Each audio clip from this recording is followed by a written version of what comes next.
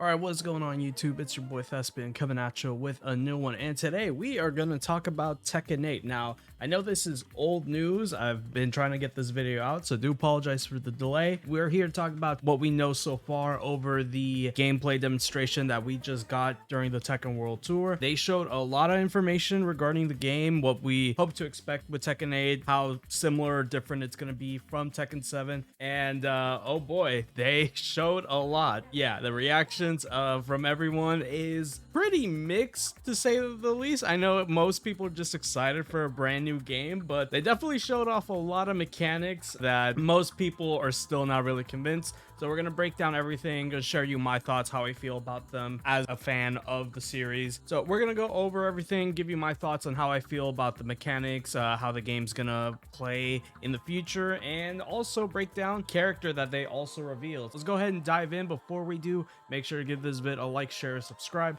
help support the channel, and follow me on Twitch, where we're definitely gonna keep talking about Tekken 8, twitch.tv/Thespian Live. So during the presentation, Harada, along with other Tekken developers, showed us different features from the rage system, recoverable gauge, heat system, controller style. These are basically the four big changes coming into Tekken 8 from 7, and we'll start off with the rage system. So for rage, for those that don't know, it's the red state. Once you get to below 20% health, it buffs up your attacks and it lets you do rage art. They are like your supers in the game. Basically, that feature is still in place. I know a lot of people, more traditional Tekken players, were not happy. The only bonus that we did get is rage drives are not in the game. They completely scrapped rage drive, which I think is for the better. I think just having a rage art, having like a super in this game is more than enough. I didn't think we really needed rage drives, especially they were mostly used as just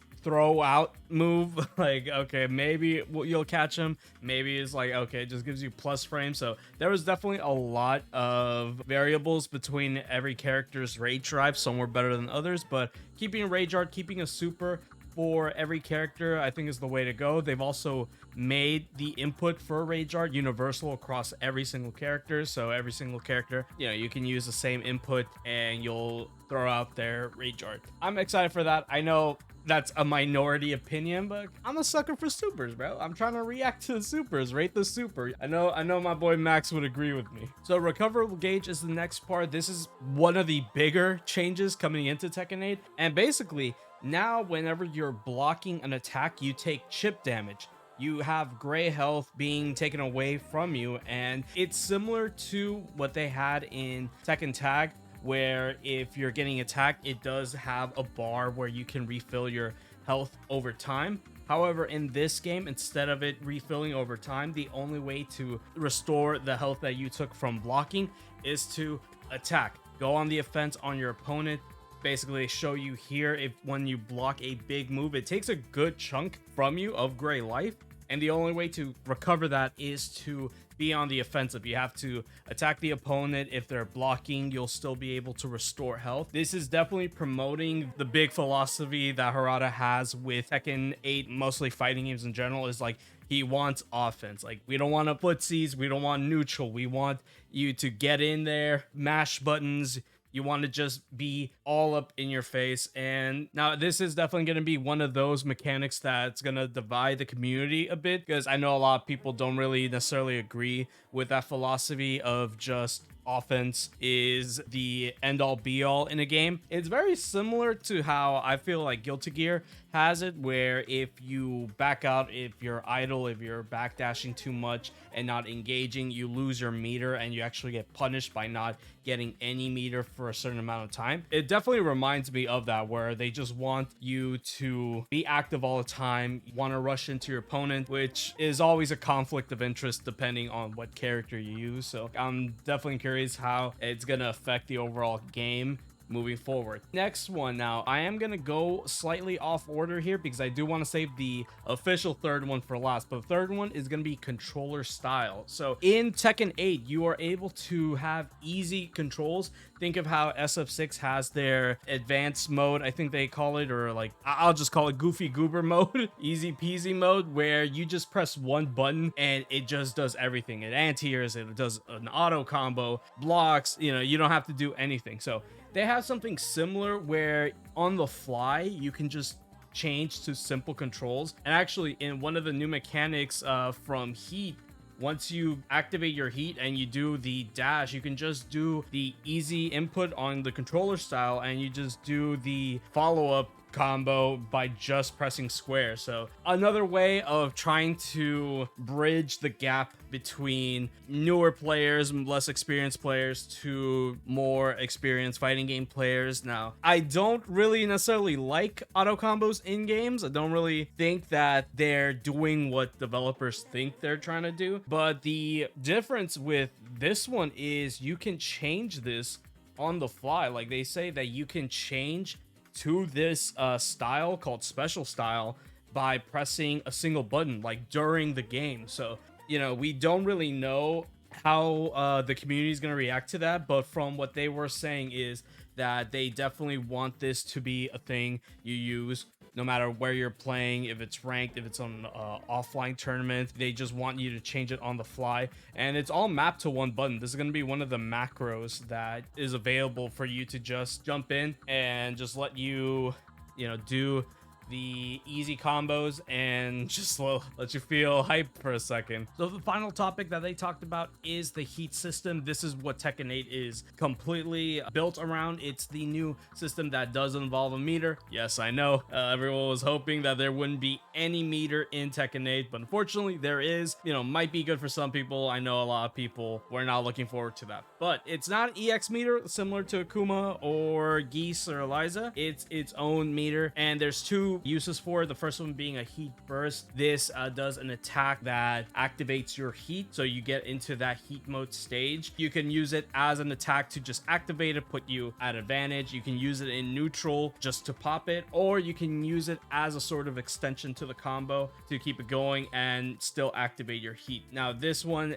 like I said, is a meter, does require you to activate it to get it going, and once you do, then your entire character changes. Some moves get buffed, you get access to specific moves, so you can go crazy. The second way you activate heat is Heat Engager. So this is an attack that if it hits an opponent, you do a dash right after. That way you can continue a combo, you can extend a combo, and like I said, you pop your heat, so you get access to all those moves and your character in that heat stage. So while you're in heat, as I mentioned, your character gets a buff and you get access to certain moves during heat, one of them being a heat smash, which wastes all of your meter to do, but it's a very powerful attack that is only available during activation, and the other one being Heat Dash, which is similar to the Heat Engager, where it just allows you to dash in. So this can be like a combo extender. It's similar to RC from Guilty Gear in my head, so you can extend combos, you can get better positioning, better advantage on defense. Now, as I mentioned, this is a meter, so it does waste over time. However, I don't know, I might have to talk with whoever Harada's hanging out with at his bar, his supplier, because the way that your bar runs out is if you don't do anything. Gradually it depletes.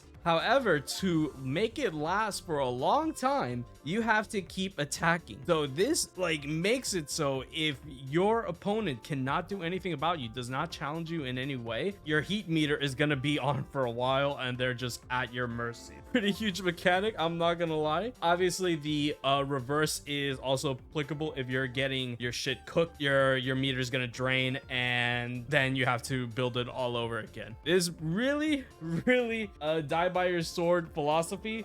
As I mentioned, the dev team just wants you to have offense. They just want you to get in there and mash buttons. This is definitely akin to that mentality with this game. It's what I mentioned earlier, where I know a lot of people are definitely going to have an issue with it. There's many different aspects when it comes to a match, you know, in a fighting game. Besides offense, there's neutral, there's footsies, but this is definitely a more offensive approach to this game. So those are the 4 topics that they've covered for Tekken 8. It definitely gives us a better idea on how the game is going to play. The other big news they shared is they brought back Mi Esposa, my girl Nina Williams. Definitely has the soccer mom cut. I'm pretty sure she's bullied several Starbucks baristas in her time, but she definitely looks good. I definitely like how she looks. Overall, still very similar to Nina. The big thing being that she uses her guns in her gameplay. For those that don't know, she's never really had this. In fact, Tekken characters don't really really use weapons. There's very few characters that actually implement weapons into their kit. That number was increased a lot in Tekken 7, which honestly we should have probably seen it coming, because Law also uses his nunchucks in some of his moves. She looks really good. Honestly, if you think about it, if you combine her with the heat system, the new chip damage mechanic, like if she can use her guns in neutral like a fireball, she might be a nightmare for a lot of people. She might just be a nightmare, but she looks really good. I definitely like the way they designed her here. Look, bro. If she's a Karen, I'm a Karen. I'm a Karen sympathizer. They got her order wrong. It's not her fault. But she looks really good. And like I said, we're going to start seeing a lot of characters have their own specific trailers. Not surprised we start off with Nina. She's definitely one of the OGs. That's pretty much all we know about Tekken 8. They did said they're going to have a public alpha test, keyword alpha, in certain areas in arcades. This game is definitely not a game that's going to come out this year. I don't think that we're gonna see this. There has been some interviews after this where they're aiming for a fiscal 2023 release, which also includes like the beginning of 2024 up until March. So I want to say this is a early 2024 title. I don't feel that this game is going to be in our stores, in our rotation this year, which is all well and good. We have too many fighting games to look forward to. But that's pretty much it for Tekken 8. Like I said, I know a lot of people are definitely gonna look at this news, and I know hot takes and opinions are gonna be rampant for the next few weeks until we get some more news. Personally, not being the best Tekken player in the world, like barely playing the game, I definitely feel that this is very new to previous entries. I'm not as upset as I would be if I was like a veteran, if I was like a big fan of the series, which I am, but I just never had this as one of my big priorities when it came to fighting games. I'm not too upset at the changes. I'm definitely just excited to play this game. I want Tekken 8 to be the first Tekken game I actually get good at, get decent at, because I only learned the one Dragunov combo, and that's all I learned. I'm still very excited for this game, but I definitely want to see, you know, what people think, especially some of the OGs with the game. I know there's going to be a lot of discussion, but let me know what y'all think. Are y'all liking these changes to Tekken 8? How do y'all feel about heat system? That's definitely going to be the most talked about topic from this presentation. Let me know what y'all think in the comments below. That's going to be it for me, guys. I'll be sure to keep you updated if there's any other news regarding Tekken 8. Please give this vid a like, share, and subscribe. It helps support the channel. And follow me on Twitch, where we're gonna keep talking about Tekken 8 until it comes out live, twitch.tv/thespianlive. That's gonna be it for the vid. Do apologize for the late upload, but keep an eye out for the channel because we're gonna talk about a lot of upcoming fighting games in the future. So until then, see y'all next one. Take care.